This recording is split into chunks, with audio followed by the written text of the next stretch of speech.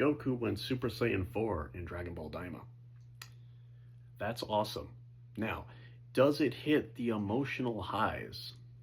Is it as emotional and gripping on a narrative level as when Goku first went Super Saiyan against Frieza, or Gohan went Super Saiyan 2 against Cell?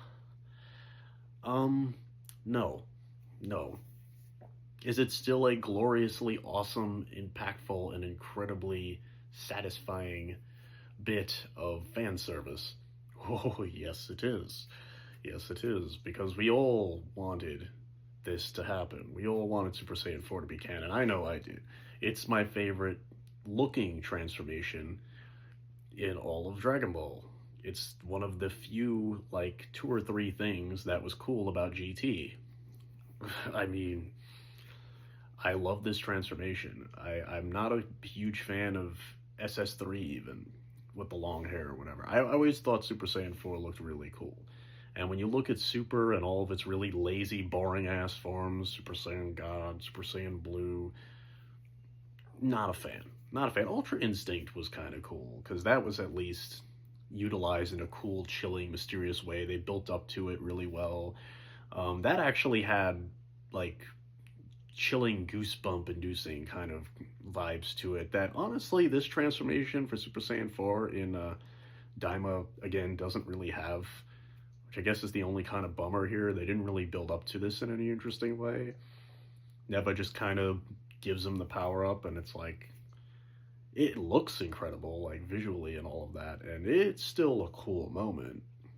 Again, it's basically glorified fan service, but it's really, really good fan service, so I'm not going to complain too much. I'll be honest and say that Daima in general is not the best Dragon Ball series of all time. It's much better than GT, obviously. Everything is.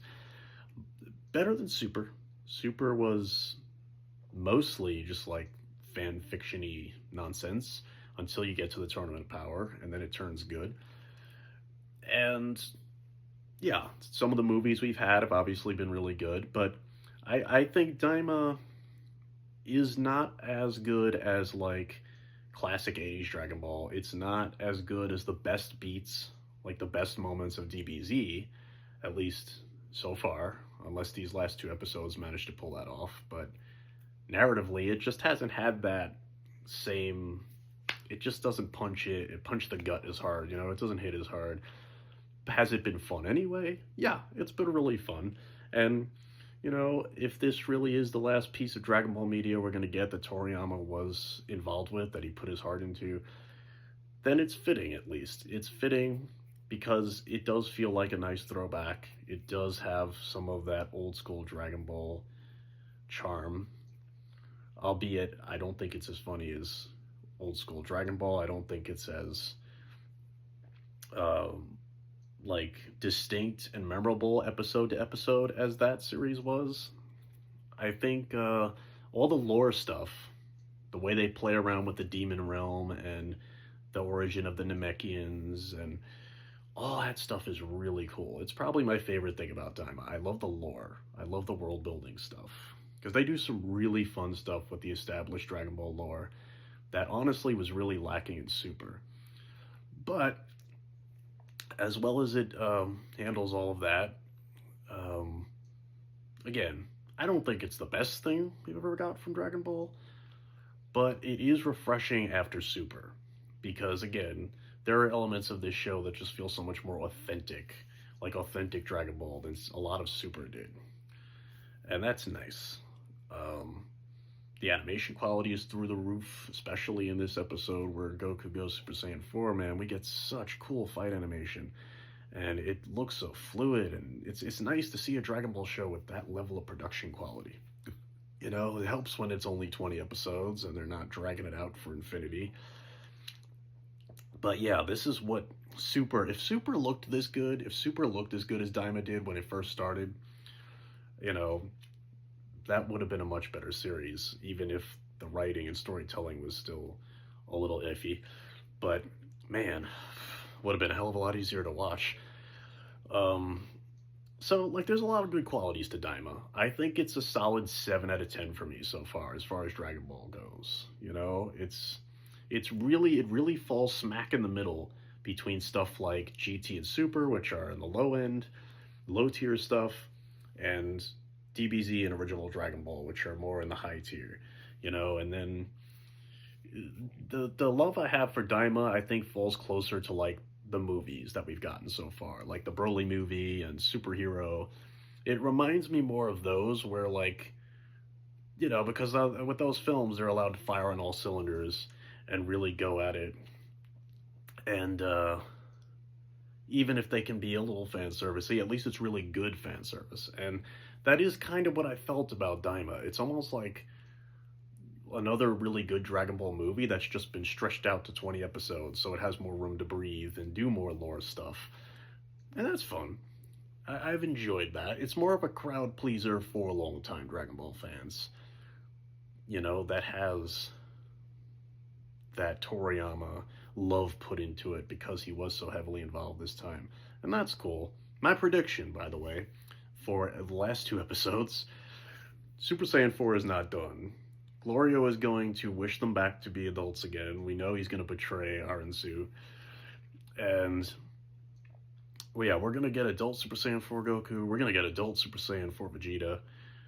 And then, you know, they're going to battle it out with Goma. They're probably going to get, you know, beaten at some point, and they're going to have to fuse. And then we're going to get, like, Super Saiyan 4 Vegeta or Gogeta or some shit. It won't matter who, but, like, that's how I think these last 2 episodes are going to go. And if I'm wrong, I would be shocked, because I don't know what else they could do that would be any more incredible than that. It's a golden opportunity at this point. Like, you already brought back Super Saiyan 4, you might as well go all in. And the fact that they didn't save that for the very end of the show, that we still have 2 episodes left, tells me, yeah, they're going to go all the way with this SS Force fan service. We're going to see more of that shit. And I'm all for it. I love the new design. I love the new look. It's really cool. It's really, really cool. It's a cool moment, man. Like I said, it's still glorified fan service, but I'll take it. Like, I'll take it. It's narratively, it's a power-up. It's like a video game. Here's a power-up, you know.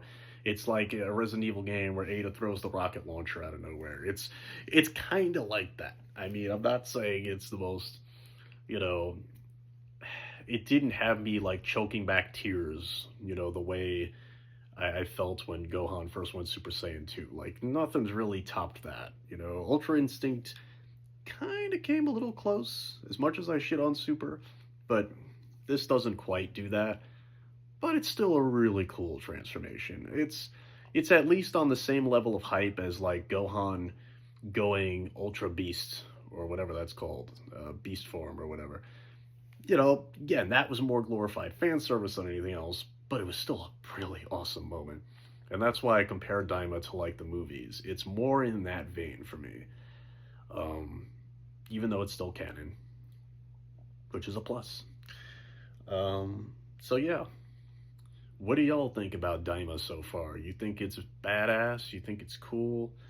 You like this new Super Saiyan 4 look? Let me know in the comments. And I look forward to more Daima. And it'll be interesting to see where Dragon Ball goes from here, because without Toriyama, I'm curious. Are they going to bring back Super? Are we going to get more Super? I don't know. But anyway, till next time, live for the passion. Bye.